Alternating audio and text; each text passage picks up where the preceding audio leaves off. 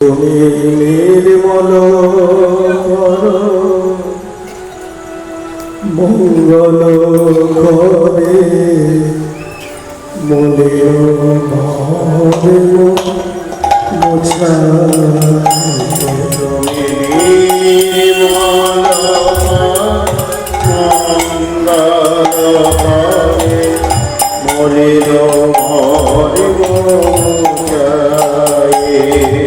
প্রভুর নয়না দিয়ে যাত মোকালিমা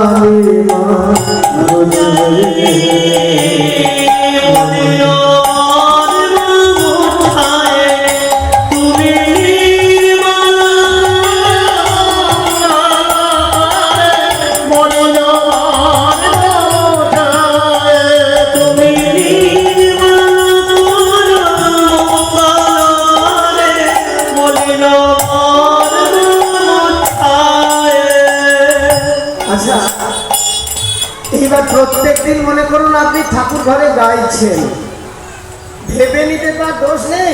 এখন প্রত্যেক দিন গাইতে গাইতে ঠাকুর একদিন আপনার সামনে আপনার ঘরে ঠাকুর ঘরে হাজির হয়েছে, আপনি গাইছেন, ঠাকুর এসে বলছে কি রে বারবার আমাকে ডাকছিস তোর অন্তরটা পরিষ্কার করার জন্য, তা তুই যে বারবার আমায় ডাকছিস এত ময়লা করলি কি করে বাবা? হ্যাঁ, এত ময়লা করলি কি করে? জিজ্ঞেস করতেই পারে। ছেলেকে স্কুলে পাঠিয়েছেন পরিষ্কার জামা কাপড় পরিয়ে, আমাদেরকেও পাঠিয়েছেন পরিষ্কার পরিচ্ছন্নভাবে, ময়লাটা আমরা এই জায়গায় করে ফেলেছি। তা ছেলেকে স্কুলে পাঠিয়েছেন পরিষ্কার পরিচ্ছন্ন জামা কাপড় পরিয়ে, ছেলে নোংরা হয়ে ঘরে এসেছে, মা তো জিজ্ঞেস করতেই পারে কি রে এত নোংরা হলো কি করে খোকা আজকে? জিজ্ঞেস করতেই পারে। আপনাকেও প্রভু জিজ্ঞেস করতেই পারে মন্দিরে, কিরে এত ময়লা করলি কি করে? ভক্ত তখন ভগবানকে বলছে ঠাকুর ময়লা হবে না কেন? আমার তো ছোটাছুটির কোনো সীমা পরিসীমা নেই। হ্যাঁ, আমি যে কোথায় যাব, কত দূরে যে আমার স্থিতি, আমার আশা বাসনা, আমার লক্ষ্যের কোনো স্থির নেই, আমি দিনরাত্রি ছুটে বেড়াচ্ছি, তা ময়লা হবে না?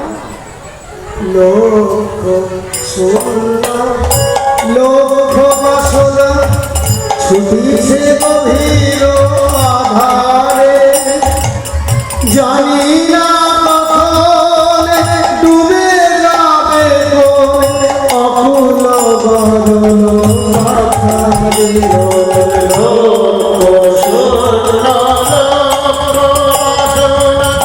ছুটিছে গভীর আধারে, জানি না কখন ডুবে যাবে অকুল গগন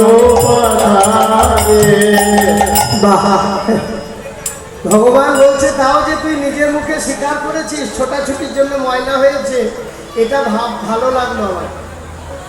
তুই যে নিজে স্বীকার করছিস যে তোর দৌড়াদৌড়ির জন্য ময়লা হয়েছে, এটা ভালো লাগলো। ঠিক আছে বাবা, তা ছোটাছুটি করে ময়লা করেছিস তুই, আর পরিষ্কারটা আমি করবো কেন? কোন অধিকারে আমাকে পরিষ্কার করার জন্য দায়িত্ব দিচ্ছিস? ভগবান বলছেন আপনাকে মন্দিরে, ভক্ত কি উত্তর দিচ্ছে দেখুন বাবা। কলিযুগের ভক্ত তো ঝোলাতে ভক্তি থাক আর না থাক, যুক্তি কিন্তু হাজার হাজার ভরা আছে। ভক্তি নাই কিন্তু যুক্তি আছে। সঙ্গে সঙ্গে বলছে হে গোবিন্দ, হে জগন্নাথ, তুমি তো পরিষ্কার করবে, তুমি করবে না তো কে করবে? বলে বাবা এত জোর দিয়ে কোন অধিকারে বলিস বাবা যে আমি পরিষ্কার করব?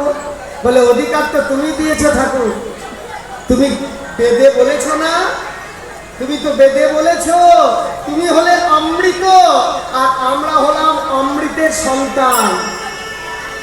তাই যদি হয় ঠাকুর, তাহলে তোমার সঙ্গে আমাদের সম্পর্কটা কি?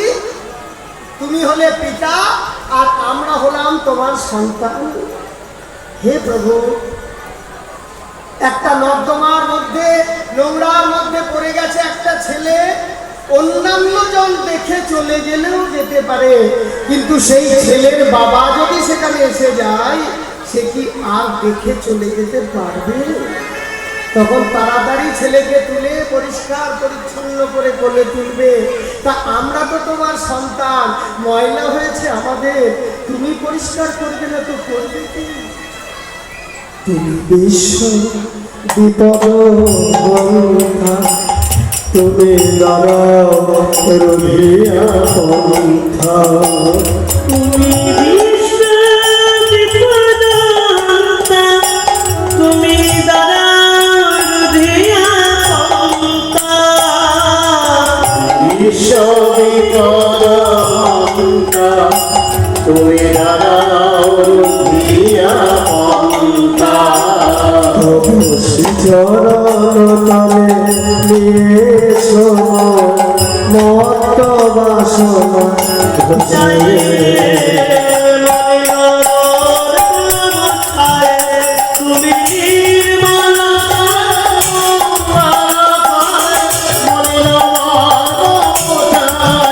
তুমি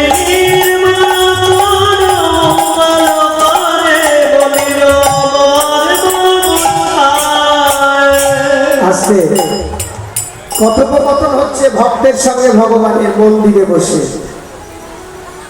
এইবার ভগবান ভক্তকে বলছে, "এই শোন বাবা, পরিষ্কার করার জন্য তো আমাকে বারবার করে ডাকছিস, ঠিক আছে আমি ধরেই নিলাম যে আমি তোর ঘর পরিষ্কার করার লোক, আমি তোর ঘরের কাজের লোক, আমি পরিষ্কার করব তোর হৃদয়টা, কিন্তু তোর বাড়ির বাসনপত্র পরিষ্কার করার জন্য যাকে রাখিস তার ঠিকানা তো তুই জানিস, তাই না? কি গো মায়েরা, আপনার বাড়ির যে কাজকর্ম করে দেয় তার ঠিকানা তো জানো? সকালবেলায় একটু দেরি হচ্ছে আসতে, একটু দেরি হয়েছে দেখেই সঙ্গে সঙ্গে, ও বাবু একবার যা তো কাজের মাসিকে ডেকে নিয়ে আয়, দেখ এতটা বেলা হলো এখনো এলো না। হয় সরাসরি গিয়ে ডেকে আনবেন, কিংবা কি গো এত দেরি হচ্ছে কেন? দেখতে পাচ্ছ না আমাদের পাড়ায় অনুষ্ঠান চলছে, এত দেরি করলে হবে? এত বাসনপত্র পড়ে আছে, তাড়াতাড়ি এসো। এই বাসনপত্র পরিষ্কার যে করে তাকে ডেকে আনিস, তার ঠিকানা জানিস, কিন্তু তোর মনটা যে আমি পরিষ্কার করবো, মানে তোর ঘরের কাজের লোক আমি, তা আমার ঠিকানা কি তোর জানা আছে? আমি কোথায় আছি ডেকে আনবি কি করে? ভক্ত তখন বলছে, ঠাকুর আগে জানতাম না, এখন কীর্তন শুনতে শুনতে জানতে পেরেছি তুমি কোথায় কোথায় আছো। এই গানের ভাষাতেই বলে দিয়েছে ভগবান কোথায় কোথায় আছে, এই গানের ভাষাতেই বলেছে। বাবা কি বলেছে? আছো অনল ও নীলে চিরনভ নীলে ভূধর সলিলে বহনে, আছো বিলতায় জলদের গায় শশী তারকায় তপনে। অনয়নে চিরনভনে উদর সলিলে বহনে, আজ কি কপিলতায় জলদের গায় শশী তারকার তপনে। তাহলে কোথায় কোথায় আছে বললো গো? কোথায় কোথায় আছে বললো গানের ভাষায়? অনল। অনল মানে আগুন, অনিল মানে কি বললে? কে বললে? বলছে অনিল মানে আমার কাকা, কাকার নাম অনিল। ঠিক বলেছে বাবা, এরকম বুদ্ধি তো তোমার হবে। এত বোকা ছেলে কলকাতা পাঠিয়েছে বাবা একবার, খুব বোকা ছেলে কলকাতায় যাচ্ছে।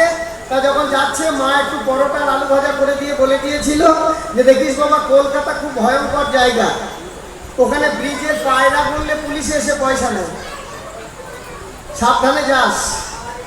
তা যখন খিদে পাবে, আলু পরোটা আলু ভাজা তোর জন্য ভরে দিয়েছি, খিদে পাবে যখন তখন খেয়ে নিস, কিন্তু ওই প্যাকেটটা একটু পুলিশ পুলিশ দেখে ফেলিস বলে দিয়েছিল মা। খিদে পেয়েছে, পরোটা খেয়ে নিয়েছে, প্যাকেটটা হাতে ধরে বসে আছে, প্যাকেটটা ফেলছে না। কেন বলুন দেখি? মা বলে দিয়েছে পুলিশ দেখে ফেলবি, পুলিশ দেখতে পাচ্ছে না তাই ফেলছে। তা সে তো অনিল মানে কাকা বলবেই। অনিল মানে হচ্ছে বাতাস, অনল মানে আগুন, অনিল মানে বাতাস। অনল অনিলে চির নভনীল মানে নীল আকাশ। বুধর সলিল পর্বতে জলে, বিটপি লতায় জলদে রোগায়। বিটপি মানে গাছ, লতাই মানে তো লতা, গাছ এবং লতায় আছো, জলদেরও গায়। জলদ কাকে বলছে? জলদ। জলদ কাকে বলছে গো? জলদ মানে জল দেয় যে, তাকেই জলদ বলে। কে? মেঘ। মেঘ আমাদেরকে জল দেয়, তাই মেঘের আর এক নাম হচ্ছে জলদ। আছো বিটপি লতায় জলদেরও গায়, শশী তারকায় তপন। শশী মানে চাঁদ, তারকা মানে তারা, তপন মানে সূর্য। হুমায়রা, তাহলে ভগবান কোথায় নেই? সব জায়গাতেই তো রয়েছে।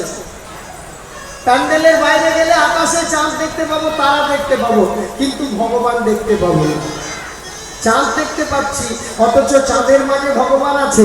চাঁদকে দেখতে পাচ্ছি, ভগবানকে দেখতে পাচ্ছি। দেখতে পাবো কি করে গো?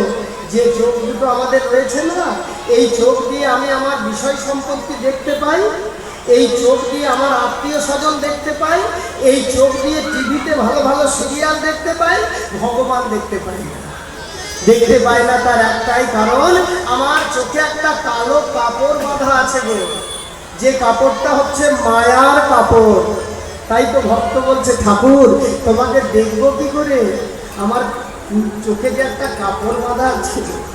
নয়নে বসত বাঁধিয়া, বসে আধারে মরিব ভাবিয়া। আমি নয়নে বসন বাঁধিয়া, বসে আধারে মরিব ভাবিয়া। দেখি নাই কিছু, বুঝি নাই কিছু, গাও হে দেখাই বোঝাইলে